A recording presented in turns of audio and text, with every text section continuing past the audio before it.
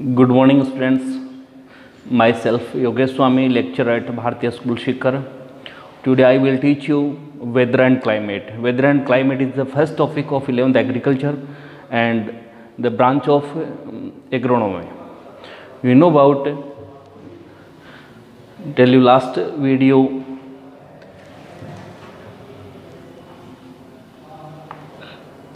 यदि अपन पुरानी चर्चा एक बार फिर से करें, यदि अपन पढ़ें कि एग्रीकल्चर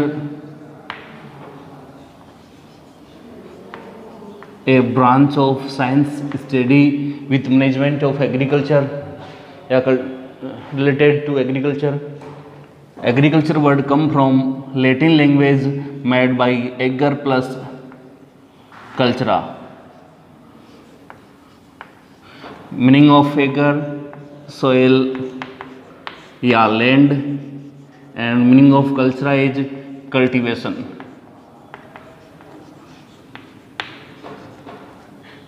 या कल्टीवेशन ऑफ लैंड या कल्टीवेशन ऑफ सोइल.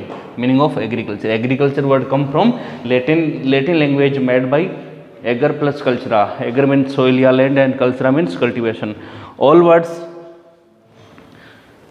या अपन कह सकते हैं कि जितने भी वर्ड ऐसे हैं जिनके आगे कल्चर या कल्चरा जुड़ा हुआ है वो सारे के सारे लैटिन लैंग्वेज से लिए गए हैं. Like horticulture, olericulture, floriculture, viticulture, vermiculture, sericulture, सारे के सारे जो वर्ड हैं वो लैटिन लैंग्वेज के हैं. उसके बाद अपन बात कर रहे थे ब्रांच ऑफ एग्रीकल्चर, और ब्रांच ऑफ एग्रीकल्चर में सबसे फर्स्ट अपन ने पढ़ा था एग्रोनॉमी.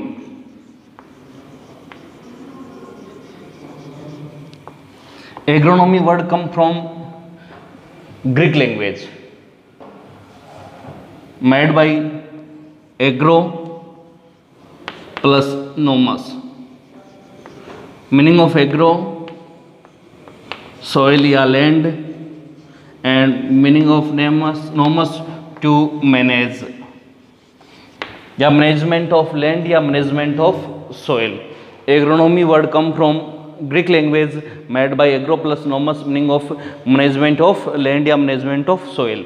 या अपन ये कह सकते हैं कि agronomy is a branch of agriculture study with management like weed management, irrigation management, manure and fertiliser management, insect and disease management, all managements in agronomy.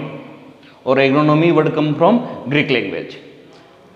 The first topic of agronomy in our syllabus weather and climate.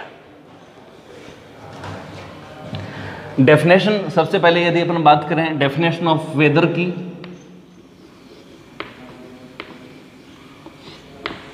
तो any place short term atmospheric activity now as weather. जैसे अपन ये कह सकते हैं कि किसी भी प्लेस की कुछ समय की जो एटमॉस्फेरिक एक्टिविटीज़ हैं, लाइक अपन ये कह सकते हैं कि क्लाउड्स बने हुए हैं, बादल छाए हुए हैं, या फिर तो अपन ये कह देंगे today weather is very cloudy. या अपन ये कह सकते हैं कि भारी बारिश हो रही है तो अपन कह सकते हैं टुडे वेदर इज रेनी. या तेज़ धूप है, हॉट विंड है, या फ्रॉस्ट है, तो अपन ये कह सकते हैं कि किसी भी प्लेस के लिए एटमॉस्फेयर की जो एक्टिविटीज़ हैं वो वहाँ का वेदर कहलाती हैं. Any place short term atmospheric activity now as weather. And weather किससे मिलकर के बनता है, तो उसमें यदि अपन बात करें तो सबसे पहले अपन ये कह सकते हैं light, Frost, cloud, rain, hot wind,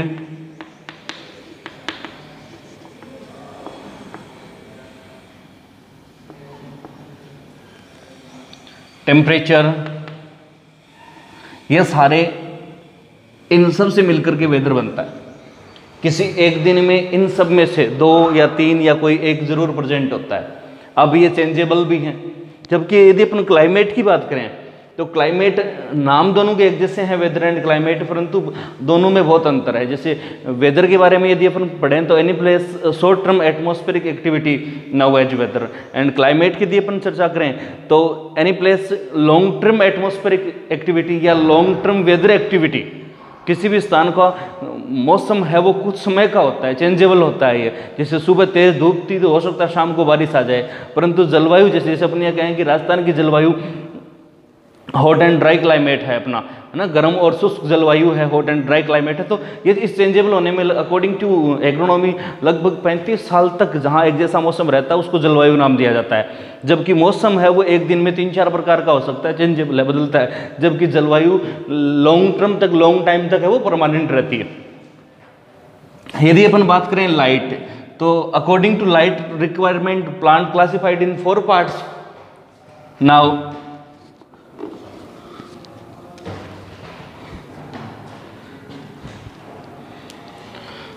long day plant,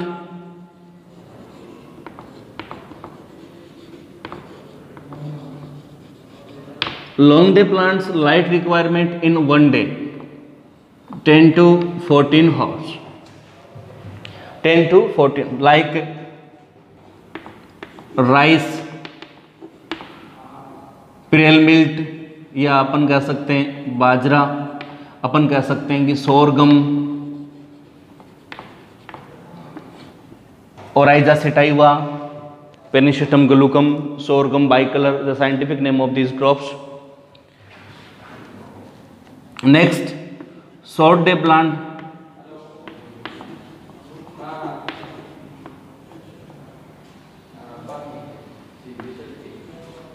short day plant means light requirement in one day 6 to 8 hours, like wheat, barley, mustard, Triticum aestium and Brassica zoncia। And third per day neutral plant की यदि अपन चर्चा करें, day neutral plant या द्विसनिष्ठ पौधे इनको कहा जाता है। इनके ऊपर कोई इफेक्ट नहीं पड़ता लाइट ड्यूरेशन का, चाहे 7 घंटे रहे, 10 घंटे रहे, 15 घंटे रहे, कोई इफेक्ट नहीं पड़ता। लाइक टोमेटो,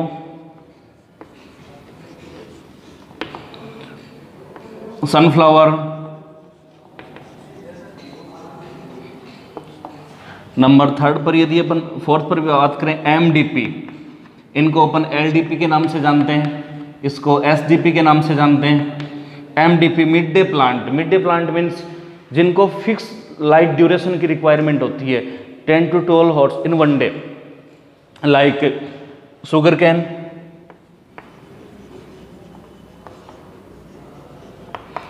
और ओसिमम बेसिलिकम, तुलसी। शुगर कैन का साइंटिफिक नेम होता है सेकेरम ओपिशिनरम और तुलसी का साइंटिफिक नेम होता है ओसिमम बेसिलिकम।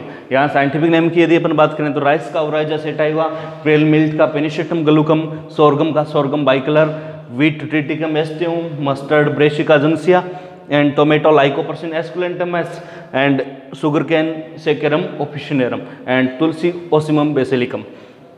तो according to light requirement plant classified in 4 parts, long day plant, short day plant, neutral day plant और mid day plant. Long day plants light requirement in one day 10 to 14 hours, like Oryza sativa, Penicillium gallicum and Sorghum bicolor.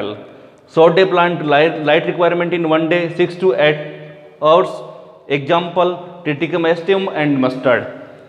And day neutral plant कोई effect नहीं पड़ता light duration का, चाहे 6 घंटे रहे चाहे 10 घंटे रहे, like lycopersicon esculentum and sunflower और एमडीपी। अब यही कारण है कि sugar cane SBI sugar cane breeding institute located at Coimbatore Tamil Nadu, क्योंकि यहाँ का जो क्लाइमेटिक कंडीशंस हैं, वेदर कंडीशंस हैं, वो इसके इक्वल हैं। नेक्स्ट यदि अपन बात करें फ्रोस्ट की, frost means temperature in winter season, temperature below than 0 degree centigrade, या अपन ये कहें कि इन विंटर सीजन टेम्परेचर जब 0 डिग्री सेंटीग्रेड से कम चला जाता है तो उस कंडीशंस को अपन फ्रोस्ट के नाम से जानते हैं, उसको फ्रोस्ट या पाला के नाम से जानते हैं। और फ्रोस्ट की वजह से प्लांट के ऊपर नेगेटिव इफेक्ट पड़ता है, प्लांट डैमेज हो जाते हैं। इसके पीछे जो कारण है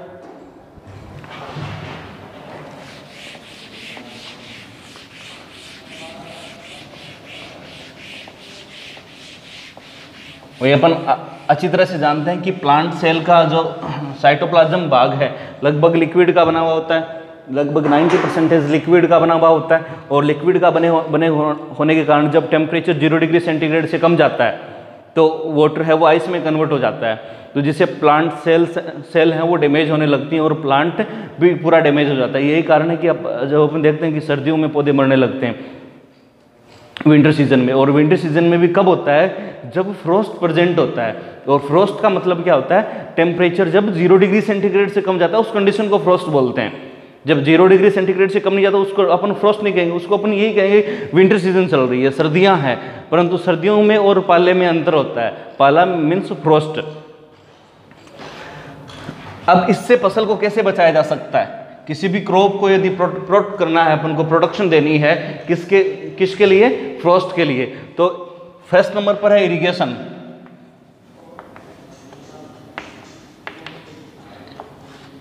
या water supply. Irrigation means water supply bye artificial method. एक तो इरिगेशन, अब पानी तो रेन से भी मिलता है, रेनी वाटर भी मिलता है और रेनी वाटर अच्छा भी होता है। इरिगेशन का मतलब है water supply bye artificial method. यदि अपन वाटर सप्लाई कर देंगे तो फ्रोस्ट के लिए रेजिडेंस कैपेसिटी डेवलप हो जाती है प्लांट्स के अंदर। दूसरे नंबर पर यदि अपन बात करें तो यूज H2SO4 0.1%। यह सबसे महत्वपूर्ण बात है। एक बार जेट के एग्जाम में क्वेश्चन पूछा गया था कि एक किसान अपनी सरसों की फसल को फ्रोस्ट से बचाना चाहता है तो H2SO4 की कितनी परसेंटेज मात्रा काम में लेगा, तो 0.1% काम मिलेंगे। नेक्स्ट है बाय स्मोक, या अपन ये कह सकते हैं धुआं करना। स्मोक करने के लिए खेत के अंदर क्या करते हैं, खेत की जो बाउंड्रीज हैं, जैसे अपन ये पढ़ सकते हैं, मान लीजिए ये बाउंड्री है खेत की। अब सबसे पहले अपन को पता होना चाहिए कि विंड की डायरेक्शन क्या है। भाई जब ठंडी हवाएं चलती हैं, फ्रोस्ट का इफेक्ट उस जिसको अपन सर्दियों में कहते हैं भाई शीत लहर चल रही है, तो शीत लहर का प्रभाव मान लीजिए, या अपन ये कह सकते हैं कि नॉर्थ साइड से ठंडी तेज हवाएं चल रही हैं, शीत लहर चल रही हैं, तो अपन क्या करेंगे, नॉर्थ साइड की जो खेत की अपनी सीमा है, बाउंड्री है, वहां अपन घास फूस जला देंगे। और घास फूस जलाने पर इस हवा के साथ है वो स्मोक, धुआं भी आएगा, जिससे फसल का कुछ टेम्परेचर बढ़ेगा। दूसरा अपन कर सकते हैं कि अन्य प्रोटेक्शन है जो अपन लोकल स्तर पर अपनाते हैं, जैसे पपीते का पौधा, उसको चारों तरफ से अपन ढक देते हैं कपड़े वगैरह से, या जूट की बोरियां उनके ऊपर बांध देते हैं, तो यह फसल को बचाया जा सकता है इस प्रकार से। तो यहाँ तक अपन ने चर्चा करी। पहले वेदर की डेफिनेशन, फिर वेदर किससे मिलकर के बनता है, तो वेदर लाइट से बनता है, फ्रोस्ट से बनता है। लाइट के बारे में अपन ने पढ़ा, फ्रोस्ट के बारे में पढ़ा, अब अपन क्लाउड्स के बारे में पढ़ते हैं। यहाँ ये इंपॉर्टेंट बात थी।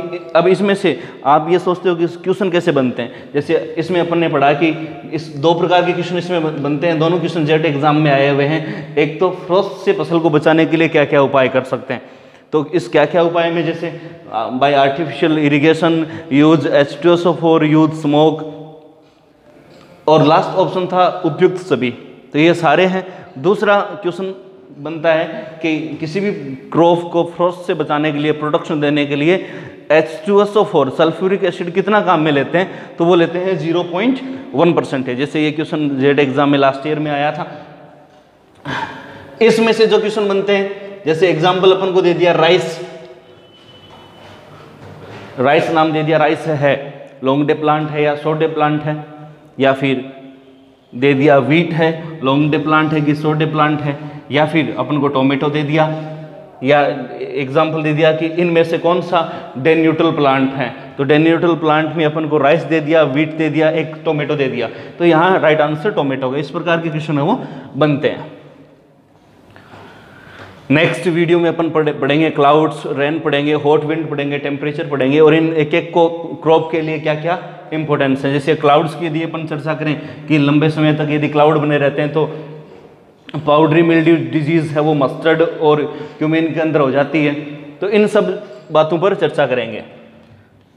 अपना सबसे पहला चैप्टर यही है, weather and climate. Next chapter कल के वीडियो में अपन क्लाउड्स की बात करेंगे। उम्मीद करता हूँ आपको अच्छे से समझ में आया होगा। धन्यवाद।